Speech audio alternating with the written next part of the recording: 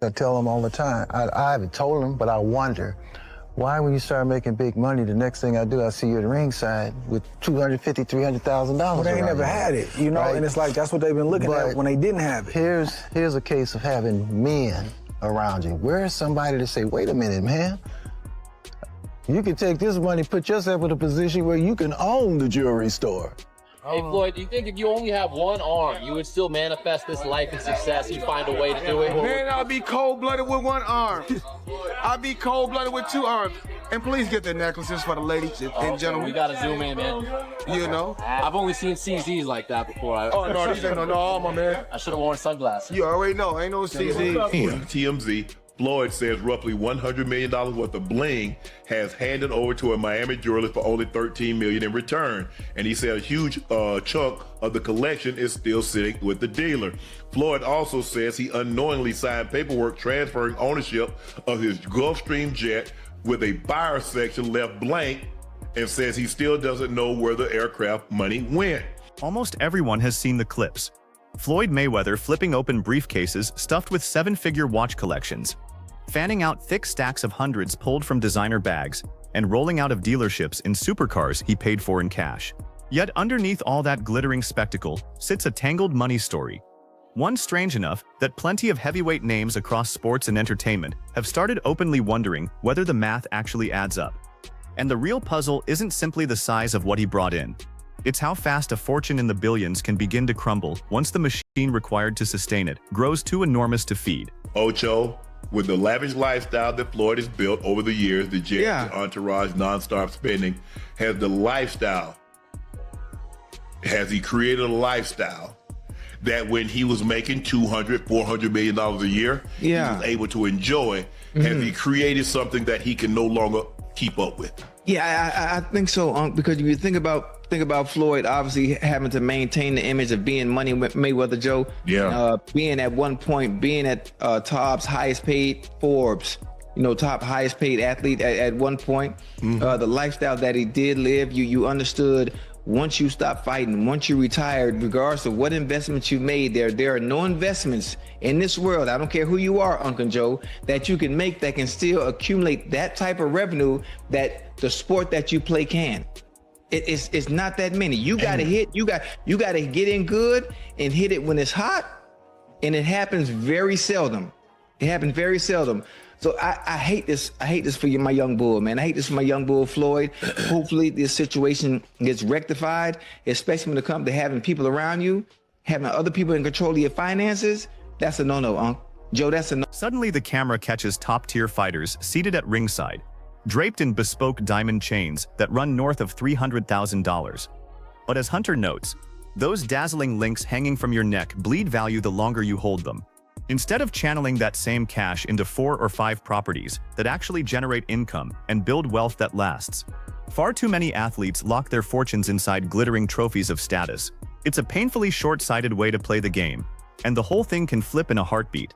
One reckless choice, one serious injury in camp, or one punch landing at the absolute worst possible second.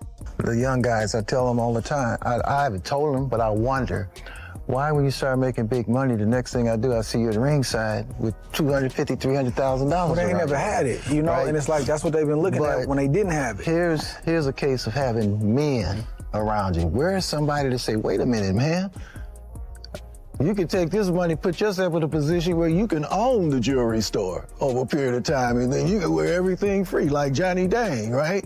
He owns a jewelry store, so he can bling up anytime he wants to, any which way he wants to, because he owns it. You got something around your neck that's going to depreciate, right, in time.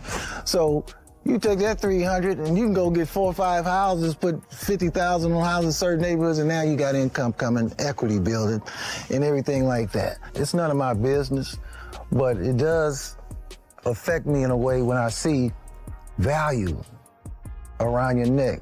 When I see generational wealth being put around your neck and hung up in the closet somewhere when you're not doing it. I see generational wealth. Once your entire identity is built on being the wealthiest person in any room you walk into, the idea of dialing things back, of living even slightly more modestly, starts to feel completely out of reach, trapping you in an exhausting loop where you keep parading your riches simply to keep that carefully crafted illusion from collapsing. When you go buy, a Bentley, or something like that, you see? If you can afford it. If you can afford it, But that's the tricky part. Can you afford it? Can you afford it? You know? Not the flaw. So, but it's a short sport. It's a short game. It can end at any time. Straight up. Any time. I don't care how good you are, anything, one wrong move. Just be an injury. One wrong punch in the wrong place, and it's a wrap. You see, and you never recover from that. So, no, I appreciate when you got out, and I don't ever have to look back. You know, I used to tell you, I don't ever want to be an old coach on a stump, sitting somewhere talking about, man, I should have done this because I allowed somebody to keep going and getting brain damage. I don't care who it is. If I got guys in here now and they don't look like they got it, I'm going to tell them. I don't care if you got $1 million payday on the table. I'm going to tell you because I'm not going to sell out to money. Yeah. You know, I care about you. You're in a sport that you can get hurt, killed, or affect not only you, but your family and everything else. You know, so take the sport serious because it's a serious sport. It's a deadly sport. And then when you have ability and you're going through the routines and everything is shining your way, still something can show up out of nowhere. There's always somebody that's your kryptonite. Always somebody that's your kryptonite. And usually you meet them at the time that your skills are eroding. That relentless need to keep the illusion glowing quietly breeds an enormous tax headache that most fans never even register. Chael Sonnen and Joe Rogan poke holes in the myth of the spotless billion-dollar athlete by laying out what genuinely becomes of a fighter's purse. Those jaw-dropping numbers splashed across headlines and press releases rarely resemble what actually lands in a fighter's account once promoters, managers, and a long list of business costs have each carved out their portion. An even bigger trap springs shut when the tax bill finally arrives at the door. A fighter might wire a staggering $25 million to the IRS convinced the slate is wiped clean, only to learn down the road that another $50 million is still hanging over his head. More often than not, it isn't outright deception. It's just sloppy money handling, propped up by the lazy belief that the next monster payday will always show up in time to bail him out. Although with Mike, who really knows? But most fighters aren't. Most fighters concentrate on fighting. Mm-hmm. To be business-minded, that's a giant distraction. You got to pay attention to all this other shit. On top of that, it's generally not how they think. Right. You know? I mean, look at Floyd. Like, Floyd spends money like it's a tap. Like, he's got a tap. Just like unlimited amount of money. Money's just flowing. And even as much money as he's made in his career, which he's probably made as much, if not more money than any boxer ever, like, there's all these lawsuits. Like, he hasn't been paying things, and he owes money on this and owes money on that. And it's like, and then he's got to come out of retirement. Yeah, that's tough.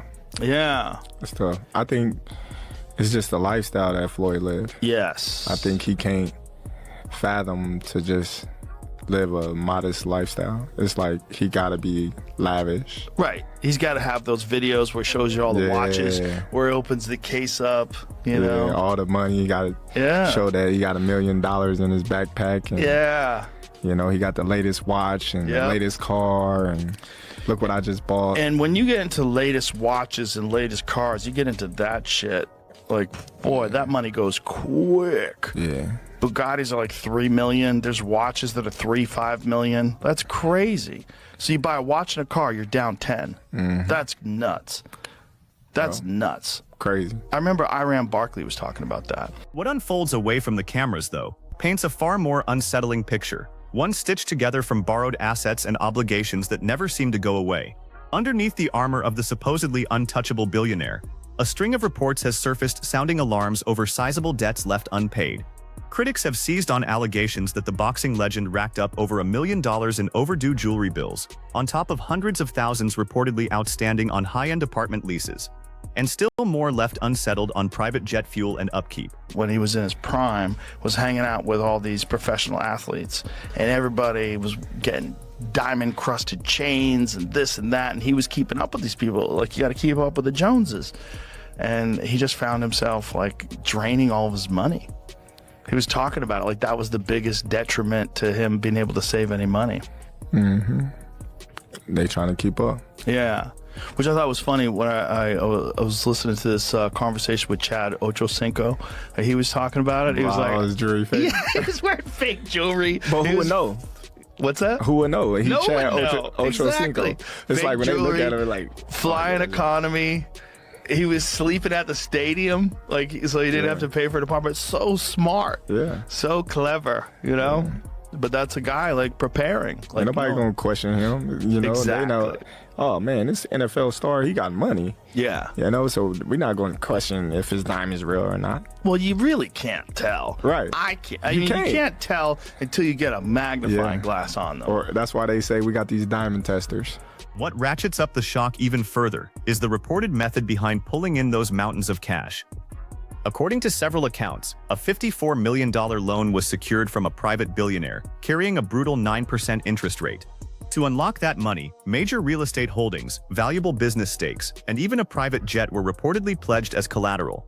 When a person feels forced to stake some of their crown jewel assets simply to get their hands on working capital, the fingerprints of real financial strain become an awful lot harder to wave away. Of course he's broke. He's a boxer. Did they say can't read? That's not to tease him. They say that he can't read. His best friend at the time said that he can't read, and he never denied it. I don't tease him for it. He was a guy. He grew up in a boxing gym, right? It's one of these things. You know what you know. You know what you were taught. I didn't teach him about contracts. I didn't teach him about saving. I didn't teach him about investments. Who would have taught him these things? Of course he's broke. He's a gambling addict. He's got baby mamas all over the... What do you mean is he broke? Of course he's broke. What boxer do you know that isn't broke? What a ridiculous question. But it's the fact that they're attempting to tease him. I mean, first off, they're asking the question. Look, I've told you until I'm blue in the face. The numbers that you hear in boxing simply aren't true. Floyd made $1 billion. No, he didn't. Floyd and Conor made $500 million. No, they didn't. Of course they didn't. Nobody's ever confirmed that. Literally nobody. It's the same thing with boxing pay-per-view. Whatever boxing pay-per-view is the biggest boxing pay-per-view of all time is just whoever put out the press release and lied more than the person before them. These have never been confirmed by leadership of a publicly traded company. Who is the one that supplies the pay-per-view? It is illegal for them to lie. You have never heard Time Warner. You have never heard Cox. You never heard DirecTV. You have never heard an executive come out and confirm any of the absurd pay-per-view numbers that you believe to be true. And it's the same thing with the check. I got $100 million for a fight. Oh, you did? Who signed the check? Whoever signed the check is going to want credit for it. There's never been a time that $1 million check was written and the dude that wrote the check didn't make sure that somebody found out he wrote the check. So who wrote the check? Floyd's got a whole bunch of them, apparently. He got $1 billion. Who wrote the check? And I'm only sharing with you, like, the numbers aren't what you think they are, right? The numbers are good and they made a lot of money, but it's not what you think it is.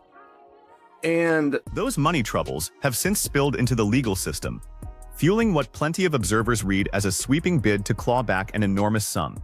Early in 2026, Mayweather sent shockwaves through the sports business world by launching a colossal $340 million suit against Showtime networks and a handful of former executives, chasing a hefty windfall outside the ropes. That courtroom fight surfaced right as Business Insider reportedly claimed that several commercial properties tied to his holdings had already been swept into serious foreclosure proceedings. Other reports hinted that his famous Las Vegas strip club property was staring down possible seizure by local officials over property taxes left unpaid. So he's gotten money up front that he needed desperately. Again, I know people don't want to hear this, but he's bleeding money. Why do you think he sued Showtime, Al Heyman, Steven Espinoza? Why do you think these are happening, people? He's selling property. He just sold his Beverly Hills mansion. You have a jeweler suing him for $1.4 million. Financially, he is bleeding money. And this is something that's been happening for years, by the way. I actually made a video years back about Floyd possibly going broke, and people are, oh, he's not going broke, Jay. What do you call this? What's going on with him and his behaviors? he felt like, he's made a lot of money, but he also felt like he was cheated out of money. You know why? See, you never notice money is missing until you start losing money, And when your money starts to run low, you realize I should have more than what I have. That's when you start seeing the lawsuits.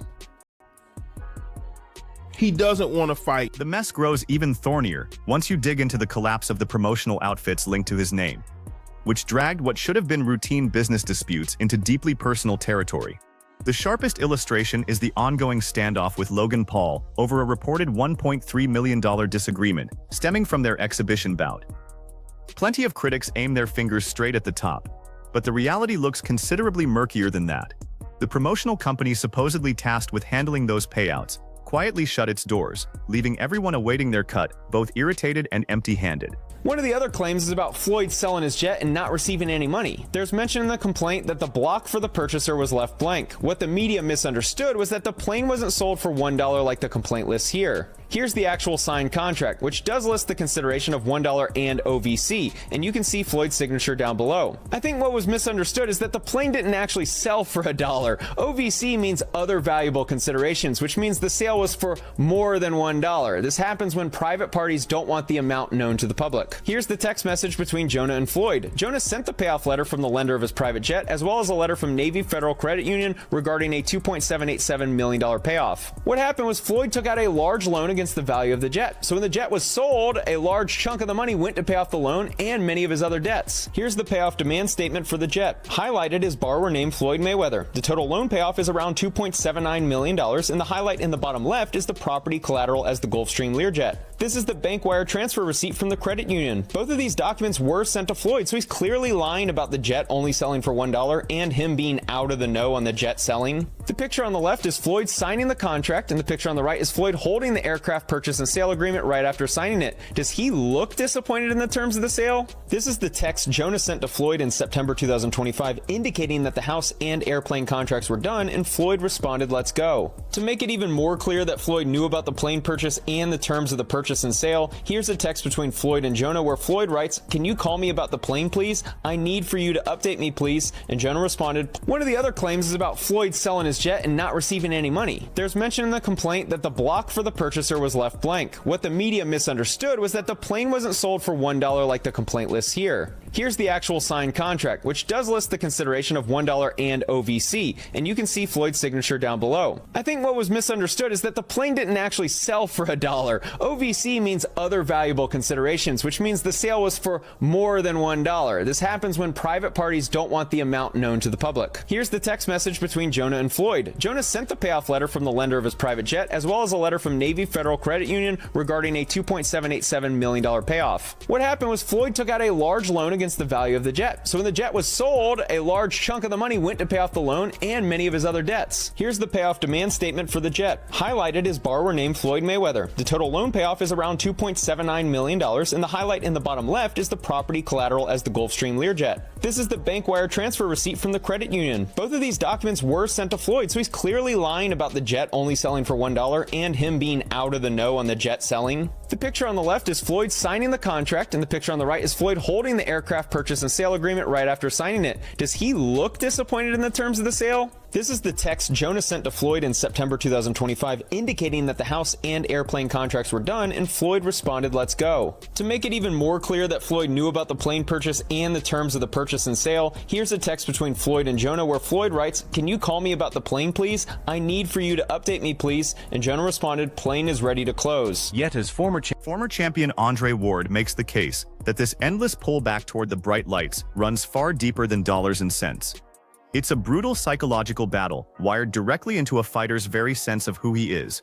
Boxing burrows so far into a person's existence that it forges an overwhelming bond with the adrenaline, the global spotlight, and that singular rush of walking to the ring on fight night, a feeling ordinary life simply can't hand back. By the age of 49, that inner tug-of-war turns especially merciless. The mind keeps scanning the division for opponents and swears you remain the most fearsome force in the sport, even as the body keeps whispering the opposite. It ranks among the cruelest truths anywhere in combat sports. And the IRS, meanwhile, had filed a lien against Floyd Mayweather in Las Vegas. It says he owes $7.3 million for unpaid taxes in 2018 and 2023. $7.3 million? Man, what you think you got? Kelsey Grammer? Chelsea Clinton? Bro, what you think you got? Kelsey Grammer? 7.3 million. Man, hold on. Hold on. The boxer was recently sued for other allegedly unpaid bills. The IRS has filed a $7.3 million lien against famed boxer and entrepreneur Floyd Mayweather Jr. for unpaid taxes in 2018 and 2023. The lien was filed last month in Las Vegas, where Mayweather has property. The notice shows the balance was unpaid as of March 26th. An attorney for Mayweather declined to comment on it. The lien, through which the government can lay claim to Mayweather's property until the bill is paid, is the latest in a series of debts the 49-year-old fighter has accumulated, as Business Insider has reported. It comes amid other major developments in Mayweather's life. The ex-champ, who retired from pro boxing in 2017 and has been focused on business pursuits in recent years, recently embarked on a lucrative comeback. An exhibition bout against Mike Tyson is scheduled for April, and a pro fight against longtime rival Manny Pacquiao is slated for September at the Sphere in Las Vegas. Financial freedom begins where your 9 to 5 ends. When all is said and done, this is the punishing, energy-draining price of anchoring an entire legacy to wealth. The moment money becomes the bedrock of your public persona, even the faintest whisper of financial trouble can put everything you've built at risk, dragging you back between the ropes time and time again just to muzzle the doubters. Whether you choose to view these repeated exhibition outings as a shrewd masterclass in squeezing every dollar out of modern sport, or as a cautionary tale about a lifestyle that was never built to endure, one truth simply refuses to budge. The world still leans in every single time that opening bell rings out.